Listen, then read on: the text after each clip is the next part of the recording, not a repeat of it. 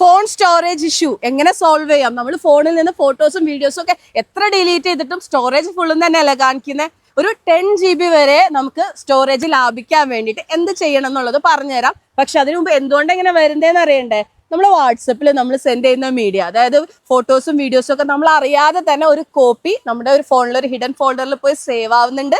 അതുമാത്രമല്ല 2 കൊല്ലം വരെ അത് അവിടെ തന്നെ കാണും. അപ്പോൾ അതൊന്ന് ക്ലിയർ ചെയ്ത് കഴിഞ്ഞാൽ നമ്മുടെ ഫോണിന്റെ സ്റ്റോറേജ് ഇഷ്യൂ നമുക്ക് സോൾവ് ചെയ്യാവുന്നതാണ്. അതിന് നമ്മുടെ ഫോണിലെ ഡിഫോൾട്ട് ഫയൽ മാനേജറിൽ പോവുക. അവിടെ ഇന്റേണൽ സ്റ്റോറേജിൽ തന്നെ ആൻഡ്രോയിഡ്, പിന്നെ അവിടെ തന്നെ മീഡിയ സെലക്ട് ചെയ്യുക. അത് കഴിയുമ്പോൾ com.whatsapp എന്നുള്ളൊരു ഫോൾഡർ കാണാനായിട്ട് പറ്റും. ആ ഫോൾഡർ ഓപ്പൺ ചെയ്ത് കഴിഞ്ഞിട്ട് വാട്സപ്പ് അഗെയിൻ മീഡിയ എന്നുള്ള ഫോൾഡർ ഓപ്പൺ ചെയ്യുക. അവിടെ നമുക്ക് വാട്സപ്പ് ഫോട്ടോസ്, വാട്സപ്പ് വീഡിയോസ് എന്നുള്ള 2 ഫോൾഡർ, കുറെ ഫോൾഡേഴ്സ് ഉണ്ട്. ഈ 2 ഫോൾഡർ സെലക്ട് ചെയ്ത് കഴിയുമ്പോൾ അതിലൊരു ഹിഡൻ ഫോൾഡർ ഉണ്ട്, സെൻഡ് എന്ന് പറഞ്ഞിട്ട്.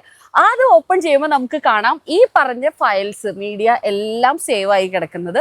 അത് സെലക്ട് ഓൾ ചെയ്ത് ഡിലീറ്റ് ചെയ്ത് എടുത്തോ, സംഭവം സോൾവ് ആയിട്ടുണ്ട്.